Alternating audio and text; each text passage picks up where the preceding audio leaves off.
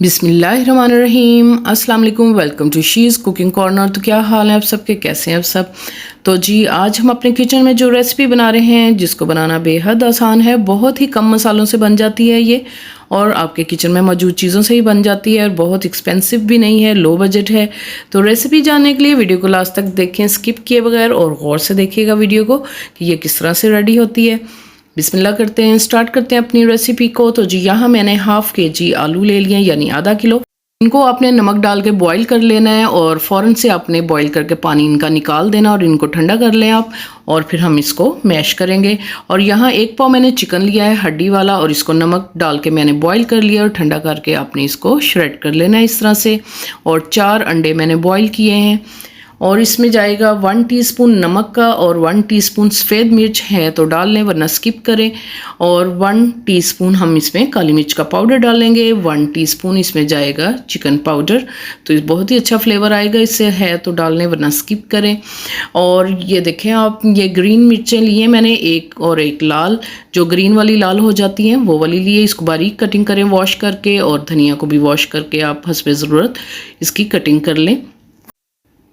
तो जी यहाँ मिक्सिंग बोल ले लेते हैं, और इनको हम डाल के मैश करते हैं अच्छी तरह से। इसी दौरान अगर आप मेरे चैनल पर नए हैं तो प्लीज़ इसको सब्सक्राइब कर लें, लाइक और शेयर भी कर दें, और साथ में बेल आइकन के बटन को भी प्रेस कीजिएगा, ताकि मेरी हर रेसिपी सबसे पहले आपको मिल सके। तो श्रेड किया हुआ चिकन डाल देंगे, और नमक और काली मिर्च, हरा धनिया, हरी मिर्चें डालेंगे इसमें, और आपने इसको वेल कंबाइन करना है इस तरह से। जैसे हम आटा गूंदते हैं इस तरह से आप अच्छी तरह से इसको गूंद लें, तो ताकि सारे मसाले इसमें जो है मिक्स हो जाएं। तो इसको हम 10 मिनट फ्रिज में रखेंगे ज़रा सेट होने के लिए। तो जी ब्रेड क्रम्स ले लेते हैं, हस्बे ज़रूरत होममेड हैं, और 2 अंडे लेंगे हम।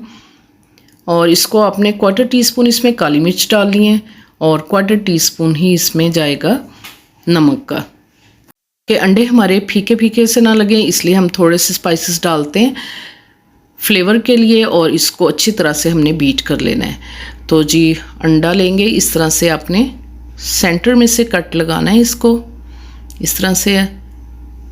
ये देखें आप, इसी तरह से मैं तमाम जो है कटिंग कर लूँगी।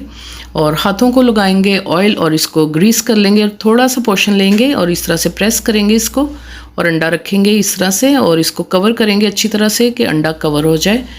और ये देखें इस तरह से आपने इसकी शेप जो है रेडी कर लेनी है। तो इसी तरह से तमाम मैं रेडी करके रख लूँगी, और फिर हम पहले अंडे में डिप करेंगे। हाथों से आपने शेप इसकी दुरुस्त कर लेनी है, और फिर एक हाथ जो है दूसरे हाथ से हमने जो ड्राई है उससे कवर कर लेंगे, ब्रेड क्रम्स से कोट करेंगे इसको। इस तरह से हाथों से शेप आप दुरुस्त करते जाएं, और इसी तरह से मैं रेडी कर लूँगी। आप इसको 2-3 दिन फ्रिज में रख के भी स्टोर कर सकते हैं।